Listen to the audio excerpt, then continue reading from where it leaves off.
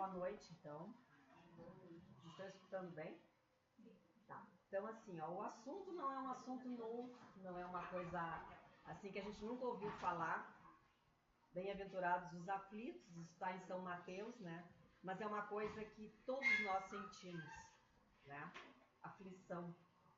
E segundo o dicionário Aurélio, né, aflição é uma agonia, é uma angústia, é um sofrimento, é uma tristeza, é uma mágoa, é um pesar, é uma dor. E engraçado que aflição, pela equipe da FEB, da Federação Espírita Brasileira, eles deram um conceito bem interessante. Eles dizem, ó, frequentemente a aflição é a nossa própria ansiedade. Respeitável.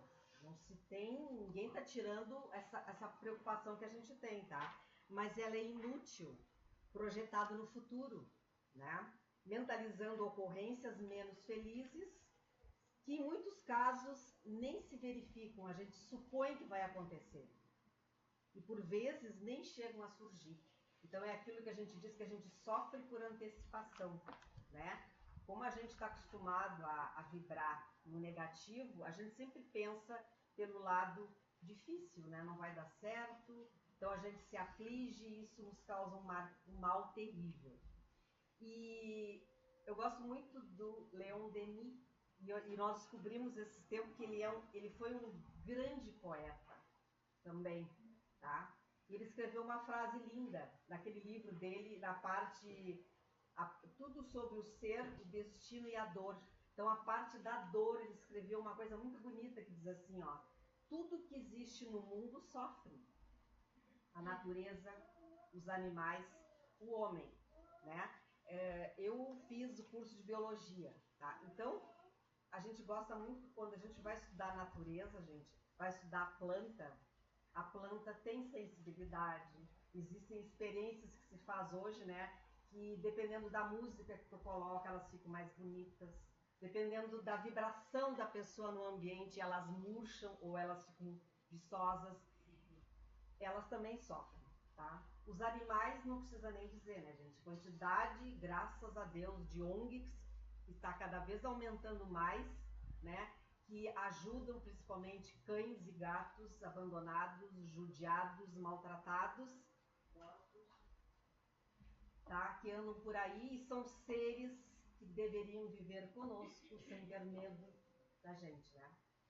O animal está sujeito à implacável luta pela vida. Entre eles, a gente sabe, né, vence o mais forte. É assim entre eles na selva, não é? Mas eles sabem manter o equilíbrio. Quando o homem chega, ele estraga isso, né? Entre as ervas do prado, sob a folhagem dos bosques, nos ares, no seio das águas, por toda parte se desenrolam dramas ignorados. Quanto à humanidade, a sua história é uma longa lista de mártires, a gente sabe, né? Até quando a gente estuda história na escola, né?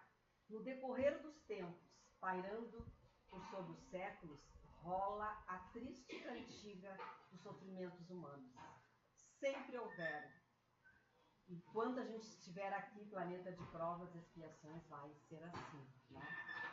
E eu, falando particularmente de um gosto pessoal, né? Eu gosto muito da literatura, sei lá, dizem que é infanto-juvenil, né? Mas é aquela literatura da sobrenatural, eu adoro.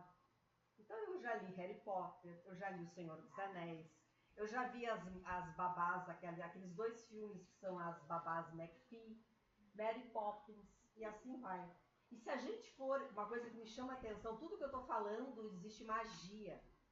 E em todos esses livros que eu li, há muito sofrimento. Engraçado, né? Não deveria existir. Pois é um mundo de magia, mas o sofrimento existe. Não adianta, tá? Aí, quando a gente começa a falar em sofrimento, nos vem umas perguntas na mente, assim, elas brotam, tipo assim, por que um sofre mais do que os outros? Pode ver, o sofrimento não é igual para todo mundo, né? Por que uns nascem em ambientes de extrema miséria, né? Sem oportunidade de ter uma vida digna, enquanto outros nascem na riqueza com todas as oportunidades na mão?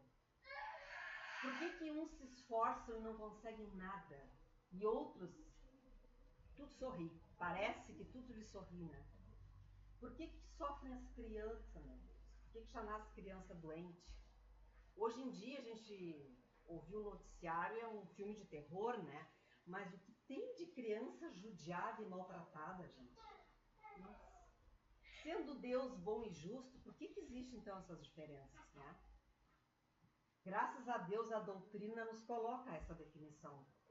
Acho até que bem coerente. Eu acho que se não acreditando nela, sinceramente, a vida não teria sentido, né? Então, para se falar nas causas do sofrimento, gente, é muito necessário que a gente compreenda primeiro qual é a finalidade do nosso planeta, da planeta Terra, no esquema divino. O que Deus pretendeu com esse planeta, sendo que ele é chamado provas e expiações. Então, gente, Jesus já dizia assim, ó, o nosso mundo, a Terra, não abriga toda a humanidade, apenas uma fração dela. Quando Jesus diz, há muitas moradas na casa de meu Pai. Então, para nós espíritas, nós devemos ter claro isso, ó. Se a gente for olhar só o nosso sistema solar, a Terra é uma coisinha minúscula. Então, quanta ousadia achar que só ela é povoada, não é? Há muitas moradas na casa de meu Pai. Então, neste planeta que estamos habitando por hora, ele é lugar de sofrimento e de agonia e de aflições, tá? E se figure a Terra, gente, como sendo, olha bem, um hospital. A Terra é uma penitenciária, a Terra é uma região malsã, porque ela é ao mesmo tempo tudo isso, gente. Então fica um pouquinho mais fácil da gente compreender que as aflições sobrepujam as alegrias. Não é que não tem alegria, tem. Só que a nossa alegria ela é muito oscilante. A gente tem momentos felizes, vários infelizes. Daqui a pouco a gente está bem de novo. Sobe e desce o tempo inteiro, tá? Pois não se esvazia um hospital, não se enviam por hospitais, para hospitais pessoas sadias. Vai para o hospital quem está doente, não é?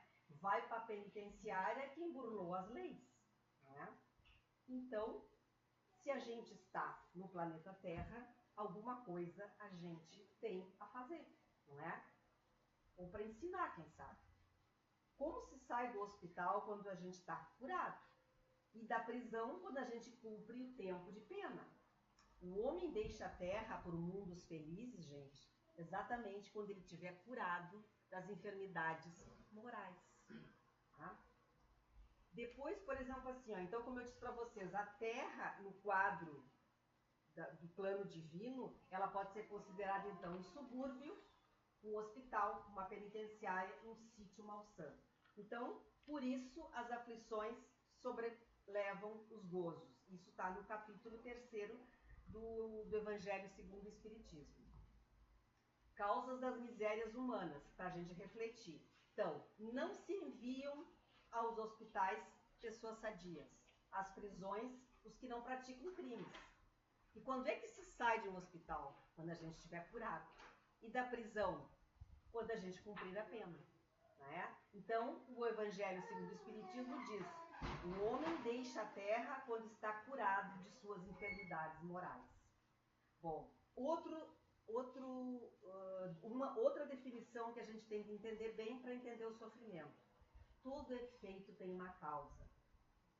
Essa lei a gente conhece dentro da doutrina, né?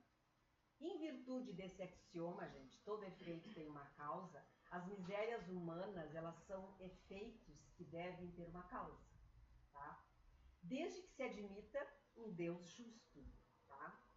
Se eu acho que Deus não é justo, então Deus dá felicidade para quem é bonito, né? Dá riqueza para quem ele quiser. Se a gente não tivesse essa suposição de um Deus justo, seria tudo muito mal feito. Uns riem, outros choram, uns são bonitos, outros não são, uns têm dinheiro, outros não têm, mas a gente não acredita nisso, a gente acredita num Deus justo. Então, essa causa também deve ser justa, tá?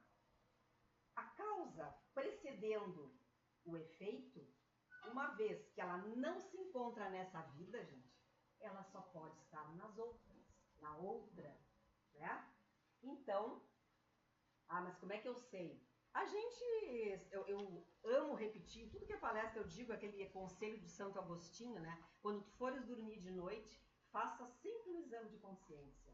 O que eu fiz de bom hoje? Qual é o sentimento que está me apertando o coração, né? Que sentimento é esse, né? Acolha esse sentimento para que a gente possa visualizar, né? E aí, conforme a gente visualizando e acolhendo, a gente pode tratá-lo, não é? Então, a gente tem que fazer um exame de consciência, né? Pelo despojamento das nossas imperfeições, a gente vai se livrar dos sofrimentos com o tempo, né? Então, os espíritos, eles não podem, nós não podemos aspirar ainda a felicidade perfeita, porque a gente não é perfeito ainda, né? Toda mancha lhes interdita a entrada nos mundos felizes. A gente está acostumado com as leis da Terra. As leis da Terra dizem, por exemplo, que não pode entrar em tal lugar sem pagar tanto. Mas tem gente que não paga e entra. Isso é aqui, mas na lei divina isso não acontece. Então nós não vamos arredar o pé da terra enquanto eu não me curar, enquanto eu não cumprir a minha pena. Vou ficar por aqui. Mas eu não vou fazer nada. Não faz. Deus é justo, tu não retrocede, mas tu pode estacionar. Quer ficar sentado? Fica. Tá? E nas suas diversas existências corporais, os espíritos se despojam, se livram, né? Pouco a pouco as suas imperfeições, elas vão sendo deixadas aos pouquinhos. As provas da vida, gente, adiantam quando bem suportadas. Porque se eu tenho alguma prova para cumprir, mas eu me queixo 24 horas por dia, eu não estou a suportando, eu estou aguentando. Fingindo o quê? Não é? Não é isso que Deus quer. Bom, como expiações, gente, elas apagam as faltas e purificam. Então, só para a gente ficar com uma ideia melhor aqui, ó, só para relembrar, gente, ó, nós temos o uso do livre-arbítrio. Isso nos torna seres humanos. Inclusive é o que nos diferencia dos animais, né? O livre-arbítrio. Livre-arbítrio, então, o que é isso? São ações que provocam reações, né? No tempo e no espaço. Olhem bem a proporção. As boas escolhas produzem progresso evolutivo, tá? Enquanto as escolhas infelizes geram provações ou expiações, tá? Emmanuel especifica a diferença entre prova e expiação.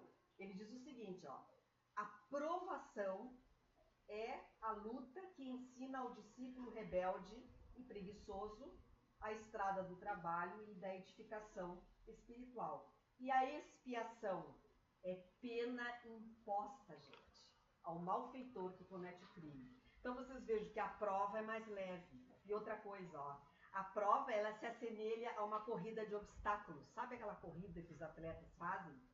Tem o poder de impulsionar o nosso progresso. E as provas, gente, elas sempre existirão, mesmo para os espíritos superiores. Olha que interessante, tá? Porque por se tratarem de desafios evolutivos, tá? As provas, então, gente, são testes, tá? Oportunidades de aquisição de experiência, né? Que nada tem a ver com erros cometidos no passado, tá? Agora, a expiação é diferente. A expiação, muitas vezes, ela é imposta. É tipo assim, eu contraí uma dívida, agora tu tens que pagar. Se eu não vou pagar nessa, eu posso pagar na outra. Por isso que, às vezes, o sofrimento nosso nessa vida não tem porquê. Por que uma criança nasce cega? Meu Deus, ela não fez nada ainda. Não. Mas, com certeza, é um débito do passado. Tá? E às vezes, gente, por mais dura que seja a prova, que a gente olha e a gente julga ser uma prova dura, às vezes o espírito aceitou. Às vezes ele pede, gente. Mas como? Nós estamos com o pensamento na Terra. No espaço, o nosso pensamento é diferente. Os espíritos sempre dizem isso. Tá? A gente visualiza diferente a vida. Aqui não. Tá? Então, gente, a expiação representa uma contenção temporária da nossa liberdade, tá? Por exemplo, eu posso não ter liberdade de falar por não ter problemas na voz, de me mexer, que é um problema de paraplegia. eu não posso ter liberdade de pensar algum problema mental, algum problema de decisão, justamente por não ter poder de decisão. Vocês viram? Ó, temporariamente não posso usar aquela faculdade por algum motivo, que com certeza vai ser melhor para mim. Tá? Bom, voltando então ao nosso texto, né? Tem um personagem no livro Nosso Lar chamado Ricardo. O Ricardo, lá no Nosso Lar, ele está junto da família. E ele vai voltar para a Terra. Ele conseguiu essa bênção e vai voltar. E o filho pergunta para ele: pai, o que a gente pode fazer para te ajudar nessa nova encarnação? Ele disse: meu filho, peça por mim, através das preces, que nunca Deus me facilite a vida. Olha bem, gente. Tá aqui, ó. Rogue-me a Jesus para que eu nunca disponha de facilidades na terra. A facilidade nunca ensinou nada a ninguém, tá? Parece que quanto mais facilidade temos, mais insensíveis ficamos. E a gente observa isso, gente. Nesses inúmeros anos de vida que cada um de nós tem, a gente conhece quantos milhares de pessoas que passam pelas nossas vidas, colegas mesmo de colégio, assim, que a gente convive mais, né? A gente tem essa percepção, não é? É uma pessoa assim, ó, quanto mais bonita, mais facilidade a vida lhe mostra, menos insensível fica. Por quê? Porque não sofreu. Eu tenho uma colega que sempre diz espofadinho, ela diz assim, sabe? Não tiveram tempo de sofrer o suficiente para amadurecer, tá? Então, gente, assim sendo, ó, todo sofrimento pode ser visto, então, sobre dois aspectos. O primeiro, em vista da encarnação atual. A gente deve refletir, é a tal da reflexão que o Santo Agostinho orienta e sugere que a gente faça todos os dias de noite, só entre nós e o travesseiro. Que a gente não esconda nada de nós mesmos, né? Então, por exemplo, se é um caso de doença comigo, eu tenho que me perguntar: será que eu me descuidei de alguma coisa? Será que eu estou me alimentando mal? Ah, mas eu não... porque às vezes, gente, tem uma lâmina, não tenho ela aqui, mas ela é muito interessante. Toda vez que o nosso espírito, todos os nossos espíritos, no caso, quando foram criados, assim, nossos espíritos ainda eram bebezinhos, sabe? Foram criados por Deus, todos nós fomos potencializados pelo bem por entidades evangélicas. Nós da Terra fomos potencializados por Jesus, nada menos do que ele, que é o responsável por esse planeta. Então, a gente tem esse potencial do bem dentro de nós. Com o passar dos anos, das encarnações, das idas e vindas nossa, nós temos a obrigação e a missão de desenvolver esse potencial. Quando ele não desenvolve, gente, fica um vazio, sabe? Porque o potencial não preencheu o espaço ainda. Então a gente tem que preencher aquele espaço. E a gente preenche com o quê? Comida, gastando, sabe? Prazeres. E você sabe que prazer é coisa boa poder comprar um carro zero, né? A gente compra.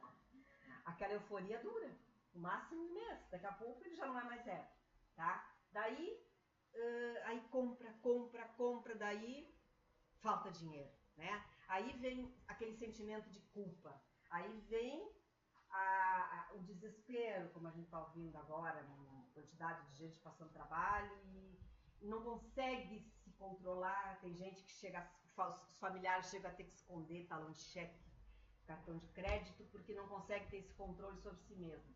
E isso gera doenças, depressão, por exemplo, tá? Então tá aqui, ó. Será que eu não estou fazendo alguma coisa? Não estou... A minha aflição, o meu sofrimento não está desencadeando do outro lado, que tem a ver. Gente, o plexo solar, que é o nosso estômago, né? Ele é muito sensível, gente. André Luiz, inclusive, chama o plexo solar de segundo cérebro. Há pessoas, por exemplo, que na hora da refeição discutem, sabe? Uma vez eu tive uma colega, ela era engraçada, sabe? Era triste, mas era engraçada ao mesmo tempo, que ela mesmo dizia e ria. A família nunca se encontrava. Quando se encontrava para o almoço, era para brigar, sabe? Então, experimentem almoçar e brigar para ver, né? Ou fazer comida com raiva para ver o que acontece. Alguém come e passa mal. sabe? Por quê? Porque pensamentos têm vida, sabe? E aquilo que eu estou manipulando vai ficar contaminado. Então, às vezes, as nossas doenças é por nossa causa mesmo, tá? Em caso de um filho escolher um caminho de vício, a gente pergunta aonde eu errei. E devemos perguntar. E devemos nos indagar. Será que eu cuidei dele? Será que eu fiz... Gente, porque ter filhos é renunciar a um monte de coisa, tá? E filhos, sempre... nós trabalhamos numa época muito com DAFA, e a gente fez muito trabalho sobre isso, palestras, né? E eu tenho 2, e eu morro de medo. O dia que eu desencarnar, vão perguntar para mim. Que eu procuro fazer tudo que eu posso, de melhor, né? Que Jesus vai te perguntar. Que Deus vai te perguntar. Que fizestes dos filhos que te confiei? Já pensou, gente? Porque eles não são nossos, eles são emprestados. E o que eu estou fazendo por ele? Eu dei roupa de marca, diz uma colega. Então, por favor, sabe? Eu tenho que comer. Ótimo, é obrigação, né? Gente, mas isso requer muito mais. Então, um filho chegar a um caminho triste desse, gente, tomar um caminho do vício, temos que ter muitos questionamentos. Em caso de uma briga familiar, será que eu não fui injusto com algum familiar? Não tratei mal, não fiz uma cara feia? Sem querer eu humilhei, sem querer maltratei?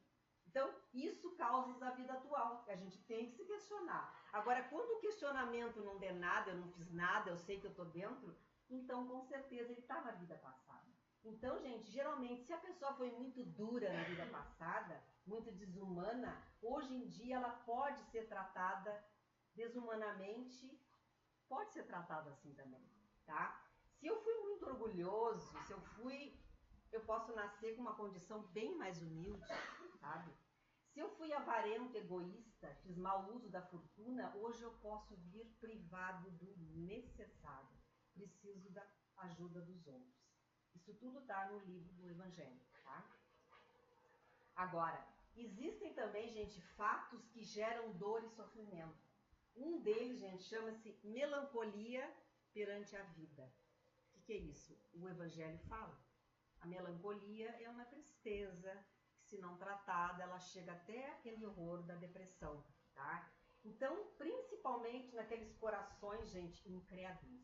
O coração que não crê deve ser terrível, né? O Haroldo, eu gosto muito das palestras do Haroldo, e ele diz que tem que ter muita fé para ser ateu, porque é difícil ser ateu hoje, né? Com tanto sofrimento que tem, tu achar que não tem nada depois da morte, que a tua vida é assim, porque Deus não simpatizou contigo, meu Deus do céu, tá?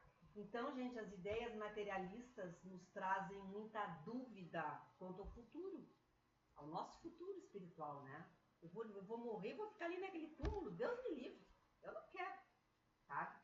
Então, ao contrário, né, gente, quando a gente tem essas ideias, o que eu acho fantástico nessa doutrina, é essa esperança que ela te dá, né? De tu reencontrar teus afetos, de tu desencarnar e seguir trabalhando, seguir progredindo, né? Meu Deus. E outra coisa, gente, causadora de muita dor e sofrimento, parece mentira, é o luto. Até eu disse que um dia ainda vou fazer um trabalho só sobre o luto. O luto, gente, olha que interessante. O nome dessa passagem aqui de São Mateus é as aventuranças, né? É bem-aventurados os que choram. Isso na tradução grega. Mas na tradução hebraica, gente, era bem-aventurados que estão de luto. Vocês viram, ó? O luto está ligado à tristeza. E se a gente for ver o que é ficar de luto, não é? O luto, gente, é aceitar que o passado se torne passado. Não que com isso eu elimine aquela pessoa que se foi. De jeito nenhum. Como eu digo, fica na nossa memória e no nosso coração todas as lembranças, todos os exemplos bons que a pessoa deixou. Só que quando a gente não se desliga, a gente não deixa esse passado ir, gente, ele se projeta no nosso futuro. E a gente não tem mais futuro, gente. Sabe? Aquelas histórias assim de... só para ilustrar, conhecemos uma senhora que perdeu um filho. Não existe dor igual. Isso é o próprio Hélio Ribeiro, agora na última andança dele lá para Santo Antônio, ele contou uma história linda sobre isso, né? E ele disse, não existe dor pior, né, do que um pai enterrar um filho. E essa moça perdeu esse filho já faz, sei lá, 4, 5 anos já. E o quarto estava intacto. Nunca foi mexido.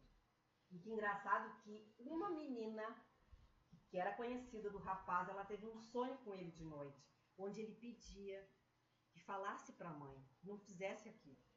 Aquilo fazia mal para ele, sabe? Que passasse adiante as coisas dele, as roupas dele, que fizesse aquilo ali uma energia parada, gente.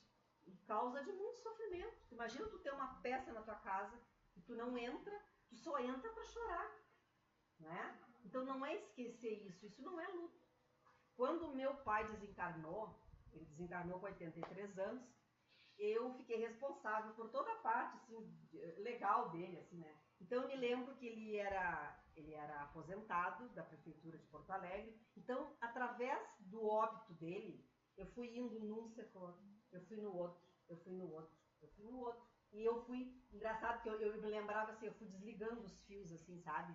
Eu fui tirando o cidadão de circulação. Eu comentei isso com uma amiga que é psicóloga e ela disse, isso é viver o luto. Entendeu? Ou então, não chora, não faz nada. Chore. Foi um dos palestrantes no congresso que disse, né? Chore. E, por favor, se você é espírita e está do lado de uma pessoa que acaba de perder alguém, não diga para ela que ela não tem que chorar. Ela tem que chorar. Chorar é humano, gente. É bom. A gente se sente aliviado. Então, é uma coisa para se fazer, para aliviar. Mas a vida anda. Tá? E se a gente crê, eles também estão andando. Né? E uma pergunta que não quer calar, gente. Por que os espíritas gostam tanto de sofrer? Como dizem isso da gente, né? E isso é uma injúria. Inclusive aqui diz assim, ó, se alguém gostar de sofrer, manda tratar, porque isso é um desvio de conduta. Isso a gente chama de, né, masoquista. Não é verdade, nós não gostamos de sofrer, nós gostamos de saber os porquês do sofrimento. Eu, pelo menos, acho que a gente passa pelo sofrimento mais fácil do que dizer que é um mistério, que não tem explicação. Claro que tem. Uma vez uma pessoa ficou brava comigo porque disse que tudo o espiritismo tinha resposta. Graças a Deus, eu prefiro assim. Né? Então, nós gostamos de saber, como a nossa doutrina tem uma fé raciocinada, a gente gosta de saber, mas não que a gente gosta de sofrer. Agora, convenhamos, né, gente? Tem pessoas que elas até dizem que não gostam de sofrer, tá? Mas quando elas se sentem assim, ó, injustiçada, desgraçada, desamparada, elas chegam a fazer assim, ó, plateia para falar sobre isso. E elas gostam, tá? E claro que esse tipo de comportamento não é consciente, gente. Tá? A pessoa faz inconscientemente, ela não sabe o que está fazendo. Ou então, quando uma pessoa ela tá bem, tá dando tudo bem, né, na vida dela, tá andando, e ela chega a dizer: tem alguma coisa errada. Mas por que, fulano? Eu tive uma amiga assim. Tá bem demais. Aí acontece uma desgraça. A pessoa chega a respirar aliviada. Mas que isso, gente? Entendeu? É tirar um prazerzinho de sofrimento, sabe? De novo ele explica, isso não é a nível consciente, é inconsciente que a gente faz, tá? Porque o resultado, gente, de coisas é frutos, inclusive, de erros passados nossos. E às vezes, gente, erros que nos causou um remorso muito doloroso, entenderam? Uma vez um psicólogo conversou isso comigo. Então, é aquilo que a gente chama assim, ó, a pessoa se sabota. Ela mesma puxa o tapete para ela cair, sabe? É a nível inconsciente. É tão grande o remorso que ela chega que ela não se acha, ela acha que ela não tem condição de ser feliz na vida. E eu me lembro que o psicólogo disse, né? Mas a vida não te cobra nada, ela não tá te cobrando a esse ponto. Por que te cobra? Vocês viram, ó? É uma coisa inconsciente que a gente traz junto. Tem que abrir muito o olho nisso, ó. Deixa a felicidade, pelo amor de Deus. Bom, agora, gente, eu falei até agora em sofrimento, mas eu tenho que falar agora em resignação. A gente fala, a doutrina adora falar em resignação. E a primeira coisa que a gente pensa, né? senta, abaixa a cabeça, aceita, engole, reengole de novo, se precisar, toma água para ver se desce. Isso a gente conhece por resignação. Mas aí, gente, eu achei uma entrevista com o nosso querido Divaldo na TV Universitária de São Paulo, onde primeiro ele fez uma introdução, ele disse assim, ó, tudo que nos acontece de mal é um convite à reflexão, olha que joia, tá? E de como é que está o nosso estágio evolutivo, não é? Se a gente quebrar metade das coisas, tá mal, tá péssimo. Se a gente, assim, ficar meio condoído, já melhorou um pouquinho, tá? Temos que colher, gente, o que plantamos. Ninguém colhe em solo que não lhe pertence. Então, é aquilo, mais uma vez eu digo, a lei humana é falha, a lei divina não falha, gente, mas não falha mesmo. Então, eu não estou colhendo o que eu não plantei. A gente, geralmente, ou a gente não faz assim, há pessoas que se jogam para esse lado, assim, eu não mereço ser feliz, mas aos outros, gente, se acha assim, o morango do bolo, sabe? Eles são perfeitíssimos, sabe? Assim, chega a doer às vezes, assim, sabe? Uma pessoa que ela não era espírita, mas ela já ouviu falar e gosta e simpatiza. Então, claro, ela foi numa vidente, não sei quem que ela ia, sei lá, eu se tirava a carta, o que fazia, e a pessoa disse que todos na casa dela eram espíritos de luz. Sabe? Por favor. Tá. Eu sempre digo, confunde as pessoas com os bicos de luz. Aí a gente, deixa. Então, gente, tem gente que diz assim, não, isso não, por que comigo? Mas logo comigo. Cereja do bolo, tá. Então, não acontece. Se eu plantei, se eu estou colhendo, é porque eu plantei, tá? Se o mal acontece, houve motivo. Mas o momento do contágio a gente não lembra, gente. É a mesma coisa, eu vou baixar o hospital com uma doença, uma varíola, sei lá, deu algum problema a mais na varíola, por exemplo, aquela outra doença também, o nome dela, a rubéola, que causa aqueles gânglios horrorosos que incham, ou a cachumba, que a pessoa incha muito, a pessoa vai procurar um médico para ver um sintoma que está acontecendo. Gente, ele não vai sentar com a pessoa, cruzar as pernas e fazer ela relembrar de quem que ela pegou essa doença. O momento do contágio não importa, não interessa. A mesma coisa agora. Não importa de onde que iniciou esse sofrimento, gente. Eu estou colhendo porque eu plantei, não é? Allan Kardec lembra, que vivemos num mundo de causa e efeito, relembrando de novo. Os nossos sofrimentos, se não têm raiz hoje, eles têm no passado. Né? Assim temos que usar da resignação. Lá vem a palavra de novo. Só que o Divaldo nos ensinou, gente, outro tipo de resignação, que não é aquela só de baixar a cabeça e engolir. Chama-se resignação dinâmica. Tá? Para poder explicá-la para vocês, eu vou contar duas histórias bem pequenininhas. A primeira, gente, foi a história de um soldado que ele era americano, tá? Ele conheceu uma moça em Los Angeles, gostou muito da moça, mas ele estava para ir para a Coreia, né? E ficar lá para lutar.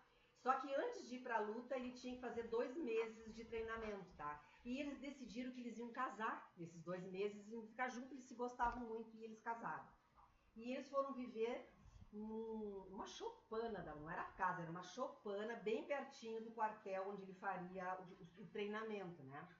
Ele deveria ficar 2 meses em treinamento, tá? Eles foram, e ela sabia que era uma casa sem recurso, não tinha nem ventilador, e isso ficava no deserto da Califórnia, que outrora havia sido um oceano, certo? Quem vivia ali por perto eram os índios Cherokees. Então a moça foi. Então eles passaram uma semana, maravilha, lua de mel, todo mundo contente. Passado uma semana, ele teve que voltar às manobras. E ela começou a se entediar, porque ele saía às 6 da manhã e voltava às 7 da noite. Cansado, só o que ele conseguia fazer era chegar, se atirar na cama, dormir até o outro dia. E ela começou a ficar enjoada, entediada, pensou até em abandonar o rapaz. Mas antes disso, ela resolveu escrever para a mãe. A mãe era sempre uma boa confidente. Então ela escreveu uma carta, contou todo o drama. Daqui a alguns dias a carta chegou, a resposta da mãe. Ela foi eufórica. O que a minha mãe vai dizer? Minha mãe vai me apoiar. A mãe simplesmente Filha querida, haviam 2 presos numa cela. Um olhava pela janela o céu, enxergava as estrelas, enxergava a lua, enxergava o sol. O outro olhava só para o chão da cela, só enxergava o chão, o barro e a terra. Beijos, mamãe.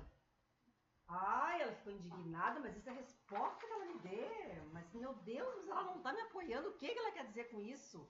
Não entendeu ainda, não entendeu. Aí ficou assim. Então, naquele dia que o rapaz levantou às 6 da manhã, ela resolveu levantar junto. Pegou um chapéu, saiu a caminhar. Era um deserto, né? Era uma região bonita, né?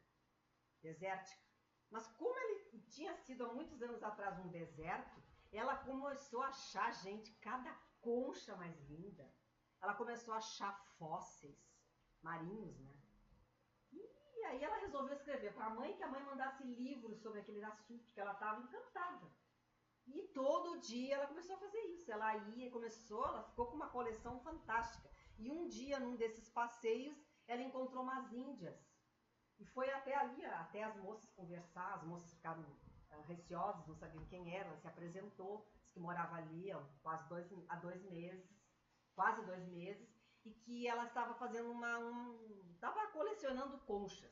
Aí as índias se sentiram à vontade e disseram para ela que elas faziam bijuterias para vender, para melhorar a situação do dinheiro, assim, para a família, dos próprios índios.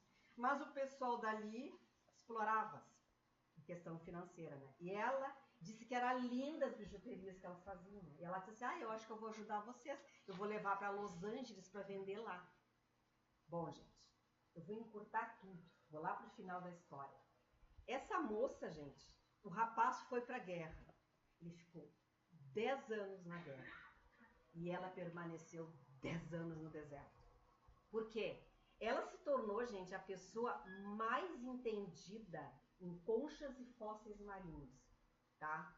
Ela lançou 2 best-sellers, tá? Ela é uma autoridade nas universidades de Los Angeles, tá? E ela abriu, gente, 200 lojas só das bijuterias dos Cherokees. Então, isso ele quis nos mostrar. É resignação dinâmica. Vocês viram? Não é aquela resignação que passa em cima de ti como uma patrola. Te esmaga. Como eu disse que tu tem que baixar a cabeça e engolir de novo e tomar água para ver se desce. Não. É uma situação que tu revira. Seja criativo. Olha o que ela fez, gente. Ela ia abandonar o rapaz. E outra coisa, ele voltou da guerra. Eles tiveram filhos. Se foram felizes para sempre, não sei. Mas que ela não deixou dele. Ela não foi embora. Não, sabe? E outro exemplo que a gente tem bem pertinho de nós, vocês devem conhecer o casal Regis e Diza Gonzaga, conhece, né? Da Fundação Tiago Gonzaga de Porto Alegre, não é? Vocês sabem que essa fundação foi feita em cima de uma dor cruel. Porque esse casal, o filho havia feito 18 anos, o Tiago, né? E ele voltava de uma madrugada, de uma festa em 95, né? Ele voltou de carona, ele estava do lado do motorista, ele não havia bebido, tá? E o carro deles bateu num container que estava no lugar errado na cidade de Porto Alegre. Ele morreu na hora, tá? Então, gente, eu li uma entrevista dela onde ela disse que, inclusive, o símbolo deles é borboletas, né? Às vezes, quando eles estão fazendo pedágios, eles colam borboletas no carro da gente. Mas por que borboletas, né? Então, ela explica que cada dia que o Tiago acordava, ele ia ter uma profissão. Um dia ele ia ser juiz, no outro dia ele ia ser doutor, no outro dia ele ia ser engenheiro, então ela chamava ele de borboleta, sabe? Então ela disse, a dor dela não era dor diferente de nenhum pai, mas ela não ia deixar passar em branco a perda desse filho. Ela ia, pelo menos, ajudar que os outros pais não perdessem o seu. Então, gente, o trabalho deles é fantástico. Eles têm mais ou menos uns 120 projetos em Porto Alegre, nessa fundação. Já tiveram prêmios até dizer chega, tá? Eles têm, então, um dos projetos bonitos deles é a Vida Urgente, né? Que, por exemplo, assim, ó, em Porto Alegre, eles têm as blitz, tá? Eles fazem essas blitz, assim, ó, perto de escola, perto de universidade, perto de praças. Param os carros, colam as tais borboletas, tu ajuda se tu quiser, né? Tem o Buzum, esse é bárbaro, né? É um ônibus grande, bonito, que ele garante o retorno dos jovens para casa depois das festas. Então eles procuram bares bem movimentados em Porto Alegre, sabe? E esperam ali, então o jovem está dirigindo, ele bebeu, vai de ônibus, deixa o carro, amanhã tu busca, sabe? Existe a madrugada viva, eles entram dentro dos bares, eles sentam com os jovens que estão bebendo, eles tentam falar no assunto, quanto é perigoso beber e dirigir, vá de táxi, não sei, né? E existe também a Moto Vida, que é outro projeto também deles. Fantástico, gente. Transformar a sua dor numa resignação dinâmica. Quer dizer, quantas vidas já foram poupadas graças ao trabalho deles, né? Hoje em dia é muito comum, assim, o jovem vai a uma festa e ele vai de táxi, tá? Eles têm isso já, assim, ó, tá bem consciente, sabe? E a gente, o Divaldo também disse, né, que a gente envolva o desagradável que está acontecendo na nossa vida, a gente o acolha de uma maneira abençoada, assim, que a gente se porte de uma maneira mais abençoada frente a essas dores, gente. E faça assim, ó, semelhante à ostra, né, gente? Quando é que a ostra produz a pérola? Eu acho a pérola uma das pedras preciosas mais lindas que existe, né? A ostra produz quando entra um grânulo que seja, que não faz parte do corpo dela, um fiapinho. Ali dentro do corpo há uma reação química onde a pérola é formada, né? Então que façamos das nossas dores uma pérola, não é, gente? Porque acho que foi o Hélio que disse, né? O Hélio Ribeiro, que nesses momentos, gente, mais difíceis da nossa vida que a gente passa, é onde a gente mais amadurece. Pode ver que geralmente a gente sai de um sofrimento diferente de quando a gente entrou. E, gente, em outras circunstâncias, pena que vocês não podem ver a figura, é uma corujinha no meio de uma tempestade, com a cabeça bem baixinha, onde diz assim, ó, às vezes, tudo o que você precisa fazer é baixar a sua cabeça, fazer uma prece e resistir à tempestade. Muito obrigada pela atenção e silêncio de vocês.